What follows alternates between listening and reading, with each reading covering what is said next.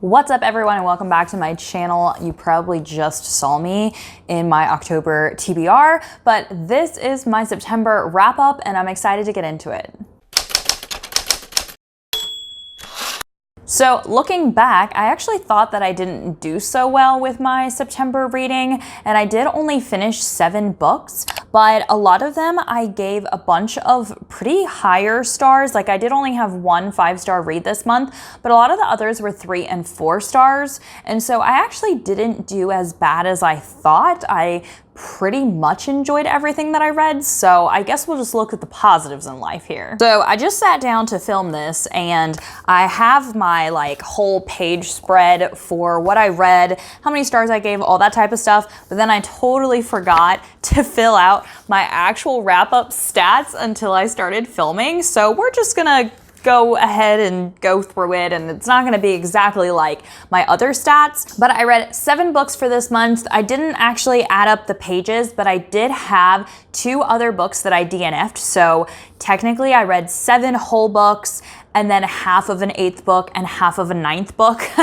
And one of the things that actually shocked me was that I finished 2 audiobooks this month, which I usually never do, but I was listening to them while I was going to work because I have an hour drive both ways to work. And so that was really great because otherwise I wouldn't have even finished 2 other books if I didn't listen to the audiobooks.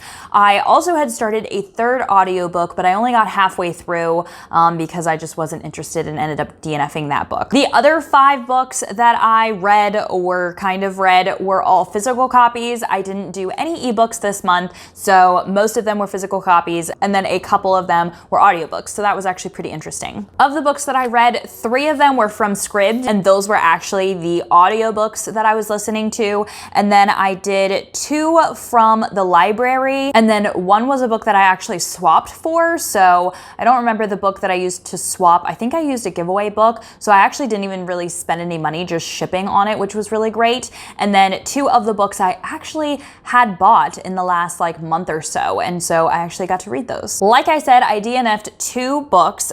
2 books I gave 3 stars, 4 books I gave 4 stars, and then 1 book I gave 5 stars. So like I said, it wasn't too bad of a reading month. And then I read 1 nonfiction this month, 4 thrillers, and 2 romances. And then the ones that I DNF'd, one was a crime legal thriller, and the other one was a women's fiction that was trying to play as a thriller, but it just wasn't. Okay, the first book that I read this month was Digital Minimalism, and this was my nonfiction book that I read this month. This was all about not being as connected to your phone, how many times people use their phone to, just spend so much time throughout the day, dilly-dallying, a Facebook notification goes off and people have to run to their phone.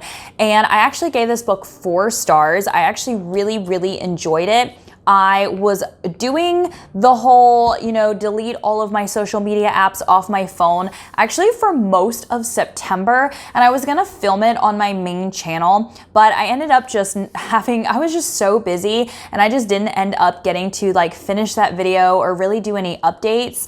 And so just last week, I decided to re-download Facebook to my phone because I was having a really hard time keeping up with all of the things that I do on social media, whether it be sharing my YouTube videos to Facebook or keeping up with my book club and answering people's questions. I just didn't have enough time to always get on my computer, which was what I ideally wanted to do, was set out, a specific amount of time to get on my computer and, check up on my Facebook and only have a certain amount of time to do that instead of constantly scrolling all the time. And I did actually see a lot of positives with the couple weeks that I did take all of my social media apps off. The only ones I kept were Instagram, because you can only use Instagram with your phone to post photos, and I wanted to make sure I still did that. And then I also kept Facebook Messenger because I pretty much contact everybody through that, but I had taken all other social media apps off, and I did find myself not as connected to my phone. When I'm sitting down to read, a lot of times I'll sit down and I just check my phone all the time, even though I always keep it on mute. I have so many notifications, I always keep my phone on mute. But I will always be like, oh, well, I wonder if someone like messaged me. Moral of the story is I actually really did enjoy this book, and I think a lot of people should read it, and they should just understand how much time they spend on their phones. I think instead of me ever doing a 30-day experiment like they outlined in the book, I think I need to do a social media detox just once a week. That way I don't feel like I'm getting overwhelmed with not being able to answer questions on my social media, but I also don't feel overwhelmed with me constantly taking time to like be on my phone, because I mean, for real, I will just spend so much time scrolling for no reason just because that's how my brain is. And so instead, I think I want to implement just one day where I just have my phone off and I just don't do anything with it, you know, if that makes any sense. So going forward, I really learned a lot from this book. And if you have a problem with your phone at all or any type of like social media, I really think you should give this one a read. The next book that I read was The Arrangement, and I did this as a buddy read with Gabby from Gabby Reads. We ended up doing like a Instagram live show for it. And we're doing another buddy read for October, and it's Imaginary Friend. And so if you want to join us on that, just check both of our Instagrams because we're going to be, you know, doing that. The Arrangement, I ended up giving 3 stars. It definitely wasn't the best thriller that I've ever read. I really liked the sugar daddy and sugar baby aspect of it because it was all about this girl who was like she was like a college student. She was becoming a sugar baby because she needed money, and her sugar daddy, who was the one that was like paying her, well, he ends up turning like dead, and yeah. You get the gist of the story. Unfortunately, there weren't very many twists and turns, and the ending of the book fell really flat. So it definitely was not that great of a thriller. It was pretty easy to read. It's one of those like easy reading thrillers. And the reason I gave it 3 stars is because I actually enjoyed the sugar baby part, whereas I probably would have like given it less stars if it didn't have that like very interesting original storyline. That's the first book I actually read by Robin Harding. I actually have her Pretty Face that I need to read, and I've heard it's actually better than this one. Next book that I read was The Chain, and this one I ended up giving 3 stars. Again, it was just like The Arrangement, where it was really exciting in the beginning. It's about these parents that have to kidnap a child because their child is kidnapped, and then you have to like blackmail them until they pay money and they kidnap another child so that way your child can be released. It's this like chain reaction, and the very beginning was like so amazing. I thought that I was gonna really enjoy the book,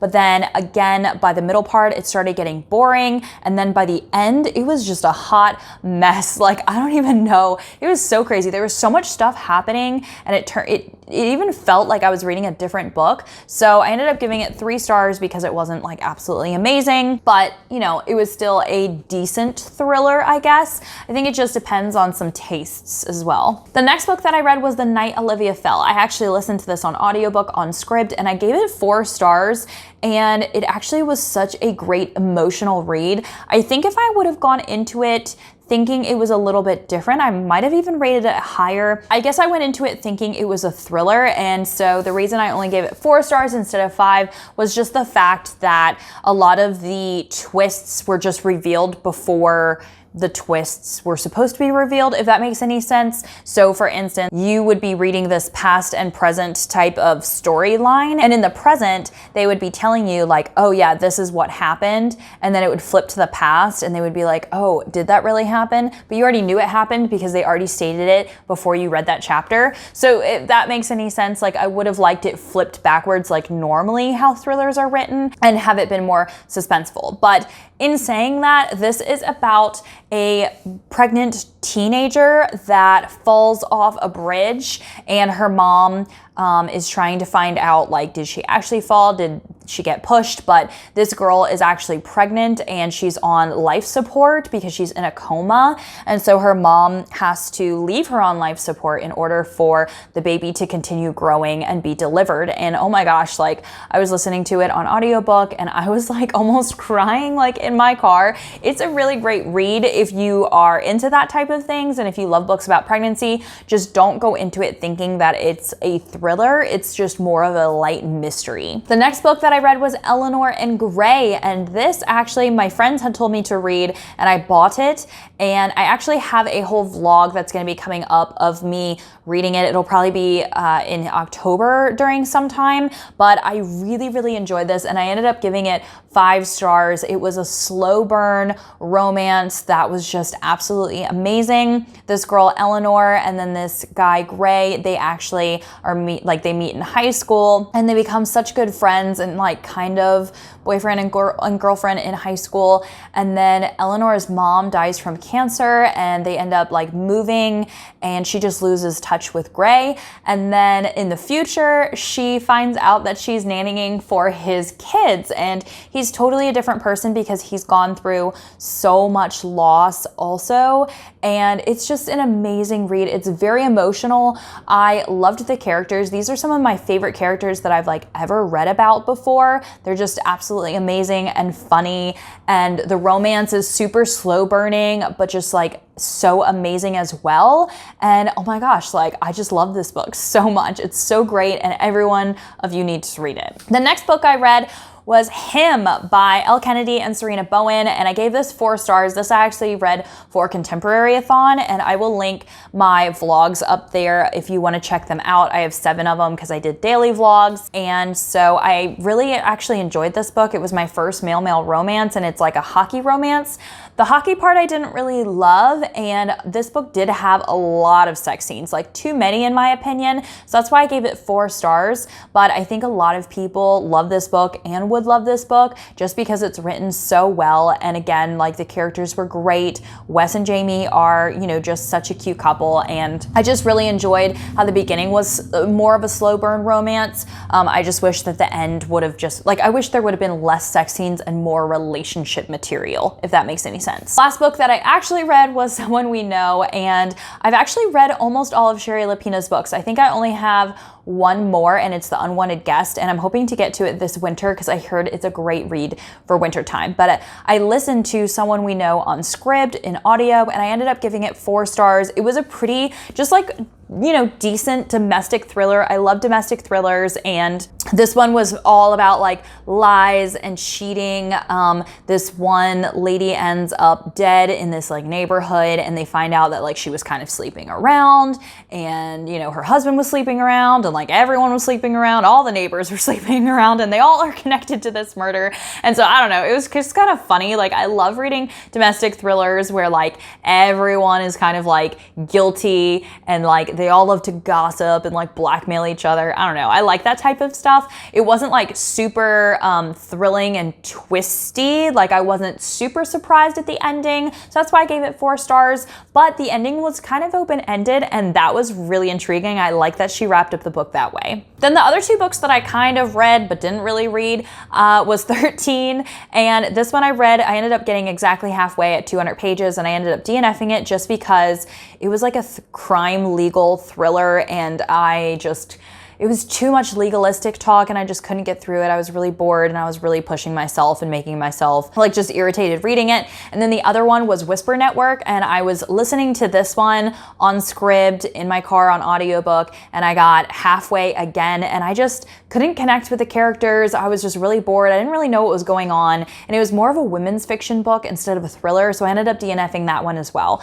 I am pretty sure I probably won't actually pick up any of these books, but I have a Goodreads shelf where it's just a DNF shelf and I can move books to there just in case I ever do want to pick them up again. I can just move them back. But for now, they're both like ones I'm probably just going to like get rid of.